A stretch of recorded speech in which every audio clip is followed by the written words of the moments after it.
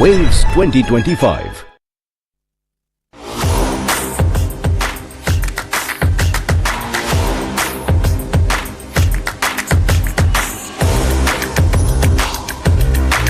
This is India's #1 news network, and you're watching News 9. English news as it should be. Very good morning. You are watching News 9. I'm Karthik Malhotra, and well, it is Good Friday today, and Indian stock markets are closed, but there's a lot happening in the world. We will, of course, tell you everything that Donald Trump is up to with respect to his trade talks with China, Japan, as well as Italy. But that's not all. There are big stories that we are tracking for you this Friday morning. The biggest of them all comes from a US district judge, which says that Google has deployed illegal monopolies.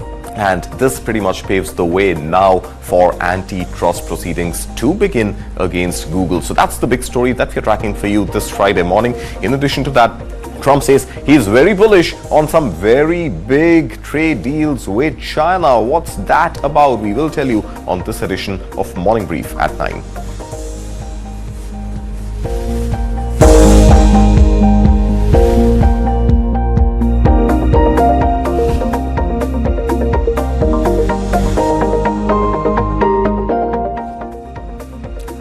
This is Morning Brief at 9. Let's bring you all the global headlines that we are tracking for you this Friday morning.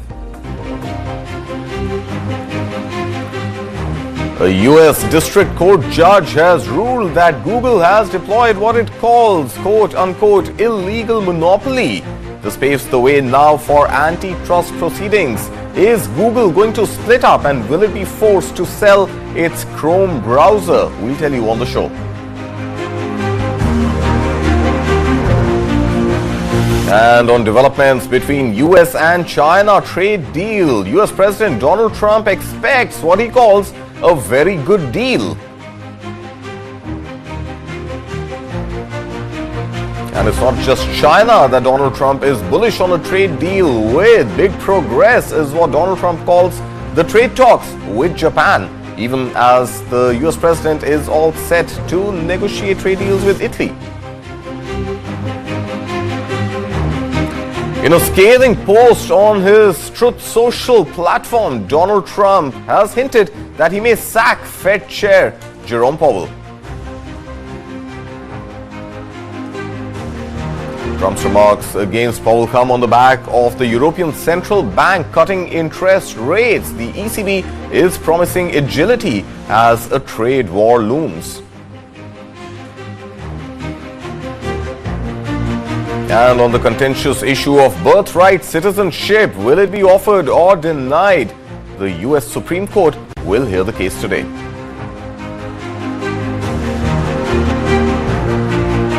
And amid trade wars and technology wars, there seems to be a strong demand for chips and semiconductors. And that's something which is driving up the mood on Taiwan's TSMC, the semiconductor manufacturing company of Taiwan, and the outlook seems upbeat.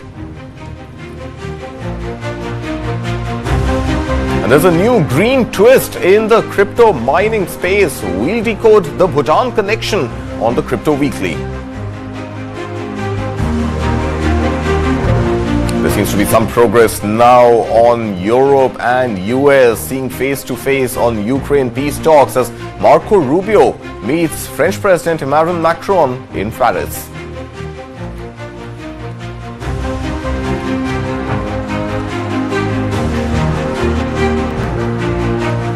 A big story this morning. Is Google running an illegal monopoly?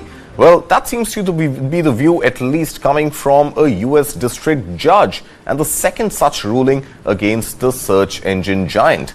Now, the ruling says Google illegally dominates two markets for online advertising and technology. This ruling paves the way for US antitrust prosecutors to seek a breakup of its ad products. A US district judge found Google liable for willfully acquiring and maintaining monopoly power in markets for publisher ad servers and the market for ad exchanges. The ruling will lead to another hearing to determine what Google must do next to restore competition in those markets. Would it be compelled to sell off of its business? The judge said that in addition to depriving rivals of the ability to compete, this exclusionary conduct substantially harmed Google's publisher customers as well, the competitive process, and ultimately consumers of information on the open internet. U.S. Attorney General Pamela Bondi called the ruling a landmark victory in the ongoing fight from monopolizing the digital public square.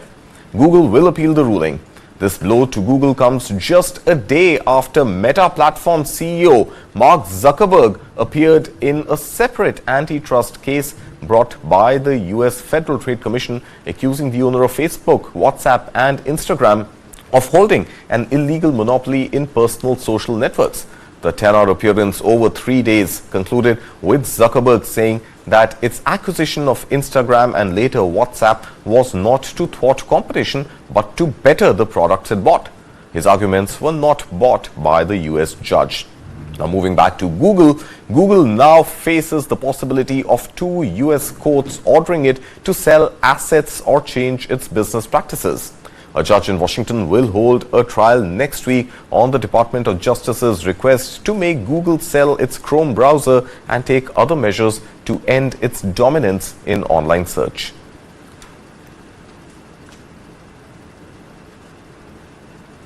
And moving on now to the tariff wars and trade deals, which could potentially be in the making after imposing very substantial tariffs on China, amounting to hundreds of billions of dollars.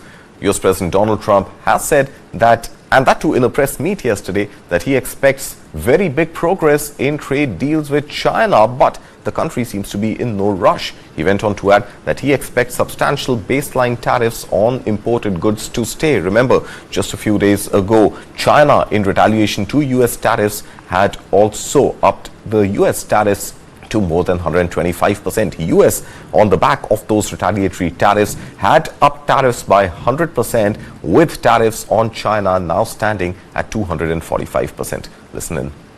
At a certain point, yeah, we're in no rush. We're in no rush. You have to understand we're getting right now 25% on cars, 25% on steel, 25% on aluminum. We're getting a 10% baseline. We took that down just because it was, the appropriate thing to do until we decide what the number will be. And we're, taking in a lot of money. We're going to end up with a baseline of a substantial number, which we never got anything. The United States never got anything until I came along, and then I put very substantial tariffs on China, if you remember. And we took in hundreds of billions of dollars. I think that you will see we'll make a very good deal with China. All right, so US President Donald Trump there saying that baseline tariffs will stay. What the quantification of that baseline will be is something that we will have to wait and watch. But moving on to trade talks between US and Japan, US President Donald Trump jumped in for a face-to-face negotiation after sweeping tariffs were imposed on Japan, among other countries, earlier this month.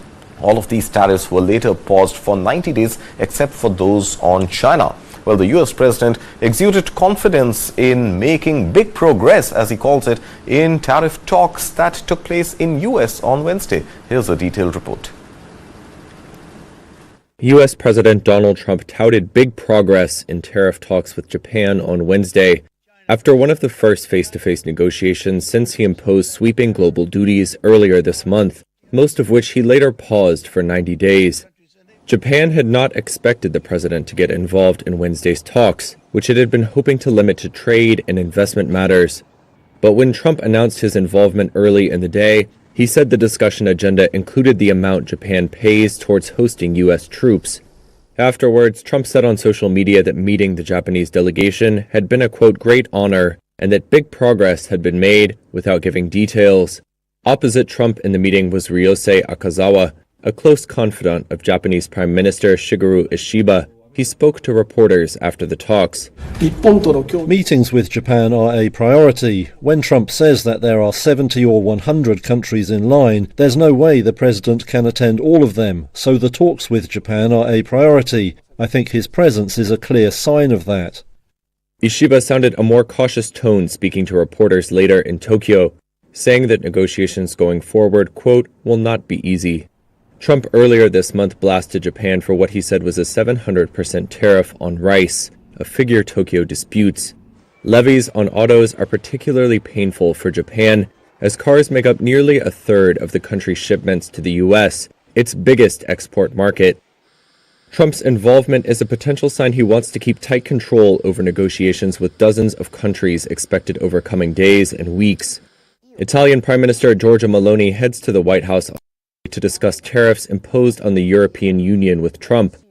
U.S. Treasury Secretary Scott Bessent has invited South Korea's finance minister to Washington for talks next week. All right, so trade talks after trade talks. Well, it seems that Trump tariffs were indeed nothing more than negotiation tactics. Remember, J.D. Vance, the U.S. Vice President, is all set next week, and we will of course keep a track on that. But it's not just tariffs which seem to be on top of Donald Trump's mind. Now, in a scathing post on his social media platform Truth Social, US President Donald Trump has lashed out at Federal Reserve Chair Jerome Powell, saying Powell will leave his job if the president asks him to. Now, these remarks come as European Central Bank cut interest rates, but Powell maintained a hawkish stance on interest rates, saying that cutting rates can blow out inflation to new highs in the US. Listen in. I don't think he's doing the job. He's too late, always too late, a little slow, and I'm not happy with him. I let him know it, and if I want him out, he'll be out of there real fast, believe me. The only thing that's gone up actually is interest rates, because we have a Federal Reserve Chairman that is playing politics, somebody that I've never been very fond of actually, but he's playing politics. Interest rates should be down now. They should be coming down. In Europe, as you know, they reduced them I guess 7 times. It looks like they're going to reduce them again and again and again. But our guy wants to play cute. I would say the Fed really owes it to the American people to get interest rates down. That's the only thing he's good for. And he would have an effect on that if he lowered them. And I think at some point he will. He's going to have a lot of political pressure. You know, they are political also. And I think there's a lot of political pressure for him to lower interest rates. Good pressure there on Fed Chair Jerome Powell to cut interest rates in the U.S., which the Fed seems to be against at the moment, given the outcome of tariff wars ensuing in the world, initiated by none other than U.S. President Donald Trump. Well, Trump's remarks come in the wake of European Central Bank, which has gone ahead with cutting interest rates yet again, and this time for the 7th time in 1 year. The decision has come in the midst of the bank seeking to prop up a struggling Eurozone economy that is facing added pressures from Donald Trump's trade tariffs. The ECB has taken borrowing costs to their lowest level since late 2022. Here's more. The European Central Bank cut interest rates for a 7th time in a year on Thursday, as it seeks to prop up a struggling Eurozone economy that's facing further pressure from Donald Trump's trade tariffs. The ECB has taken borrowing costs to their lowest level since late 2022, as the sharp post-pandemic inflation spike has eased. The fast-moving changes to trade policies bolster the case for further concern. ECB Chief Christine Lagarde. The euro area economy has been building up some resilience against global shocks, but the outlook for growth has deteriorated owing to rising trade tensions. Increased uncertainty is likely to reduce confidence among households and firms, and the adverse and volatile market response to the trade tensions is likely to have a tightening impact on financing conditions. Policymakers meeting in Frankfurt agreed unanimously to cut the ECB's benchmark rate by 25 basis points to 2.25%. The bank's statement had warned the situation could weigh on the Eurozone economy, although it removed a reference to interest rates being restrictive, a phrase viewed as shorthand for further rate cuts ahead. Lagarde said that with so much up in the air, the bank needed to make decisions on a meeting-by-meeting basis. While Trump has paused most tariffs for the time being, many remain in place. And volatility in financial markets has already done damage to the economy. The neutral rate, apart from the measurements issues associated with it, is a concept that works for a shock-free world.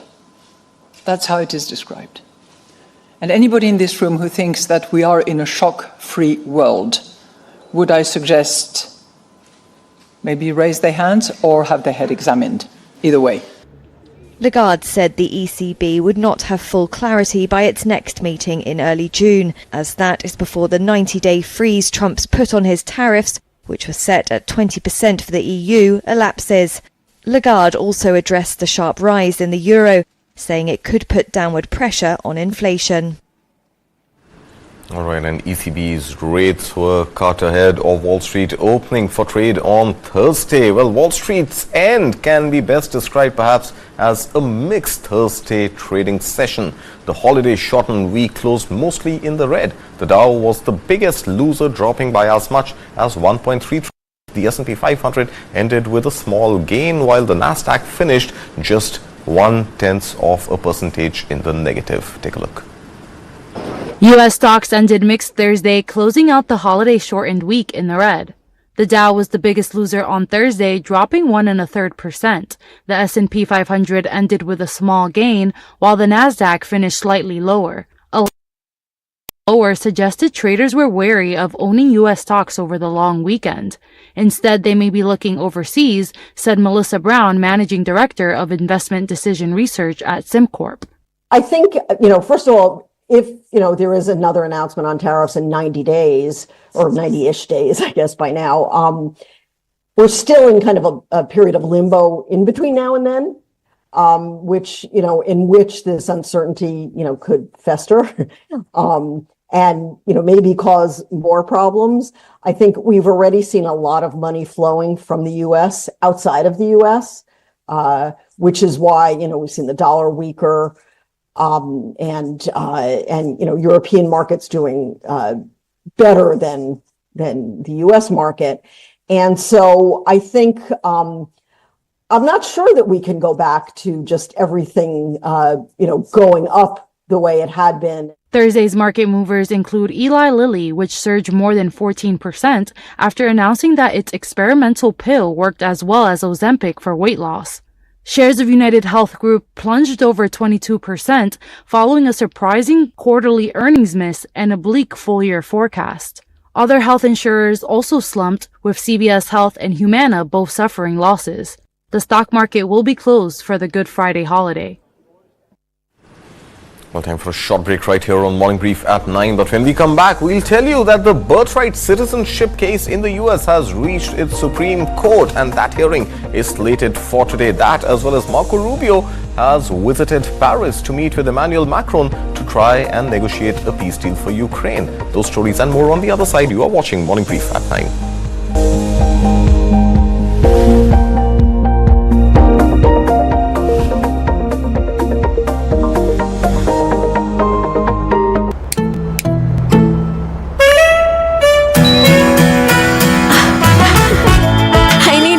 Living. I need my career. Bharat welcomes the world to a new era of creativity. Waves, World Audiovisual and Entertainment Summit. Connecting creators through Creatosphere. Wave Accelerator. Waves Bazaar. Where stories, ideas and content go global. Connecting countries through global media dialogue and Bharat Pavilion. Shaping narratives and partnerships. Culture, cinema, gaming. Waves fuels the next wave of entertainment. Connecting creators, connecting countries. Waves 2025.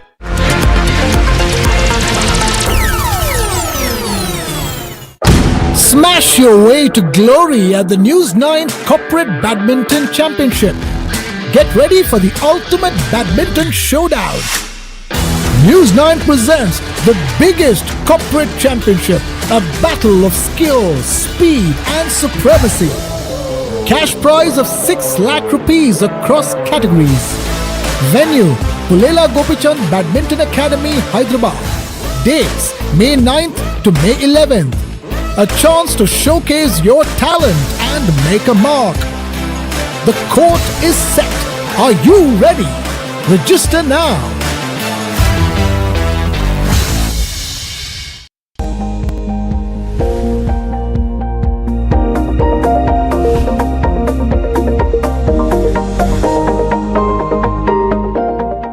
Welcome back. You are watching Morning Brief at 9. Let's look at the other stories that we're tracking for you this Friday morning. The US Supreme Court has announced that it will hear arguments over President Donald Trump's bid to restrict automatic birthright citizenship next month. An executive order was signed by President Trump on his first day back in office that directed federal agencies to refuse recognition of citizenship towards children born in the United States who did not have at least one American citizen as their parent or at least one lawful permanent resident. Here's more. The U.S. Supreme Court announced on Thursday that it will hear arguments next month over President Donald Trump's bid to restrict automatic birthright citizenship. An executive order signed by Trump on his first day back in office directed federal agencies to refuse to recognize the citizenship of children born in the United States who do not have at least one parent who is an American citizen or lawful permanent resident.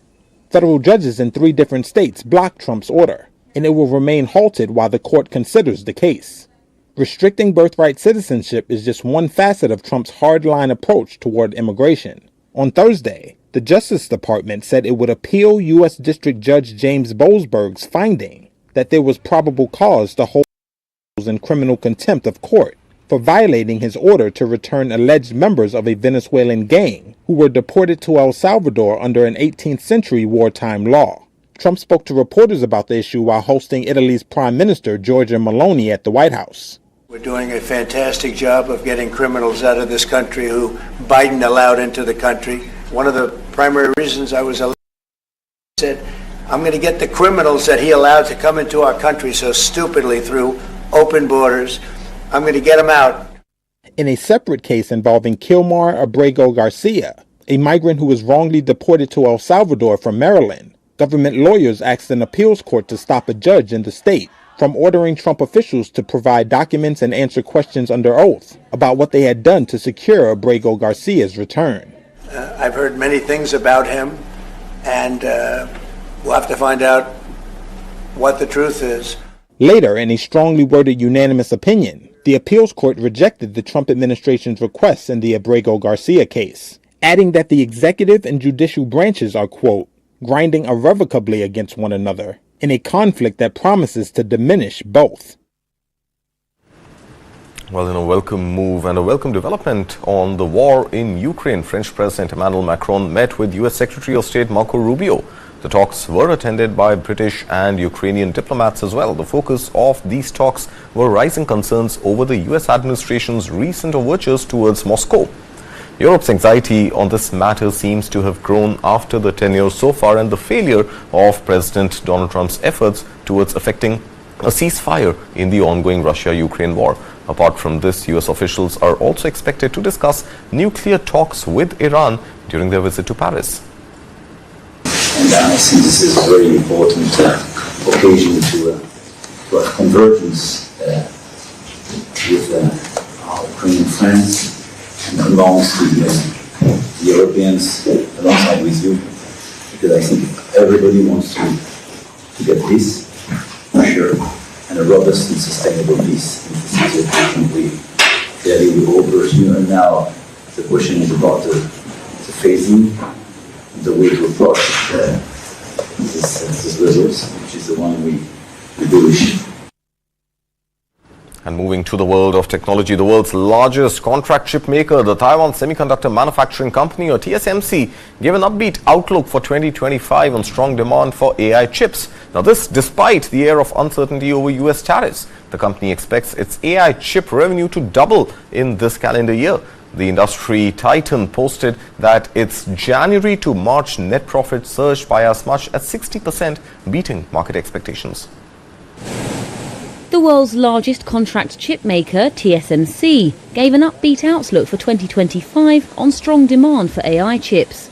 Despite uncertainty over US tariffs, it said it's not seen any change in customer behavior. The Taiwan company expects its AI chip revenue to double in 2025 and has maintained its full-year forecast.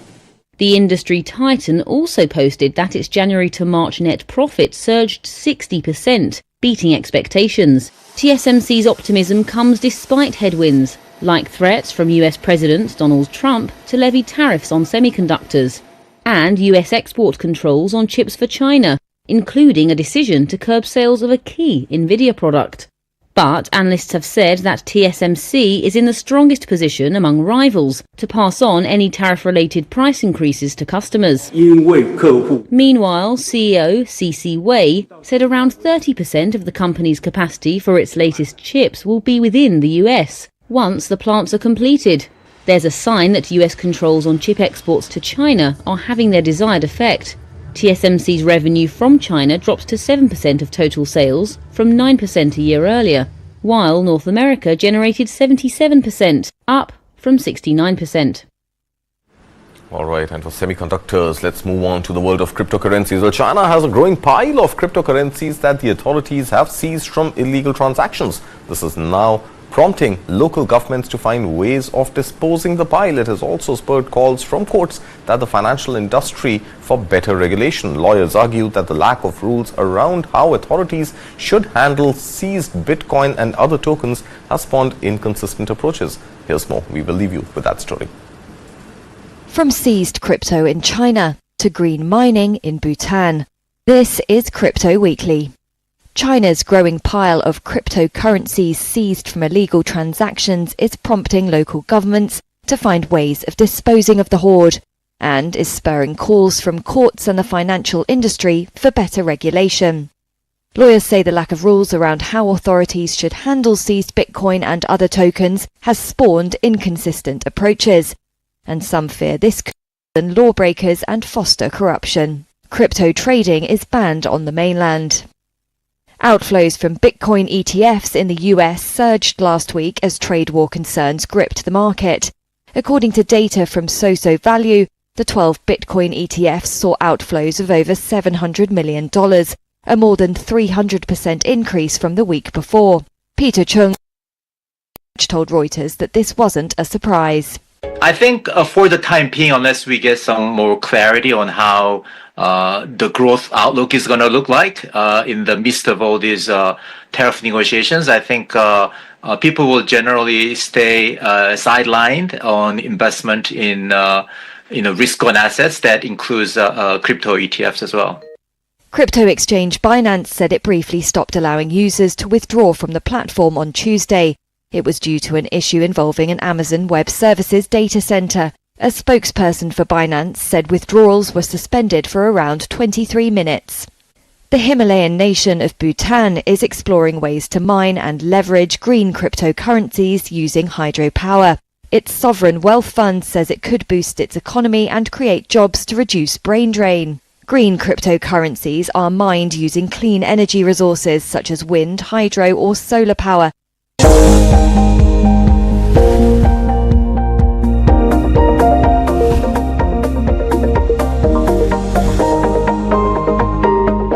Smash your way to glory at the News 9 Corporate Badminton Championship.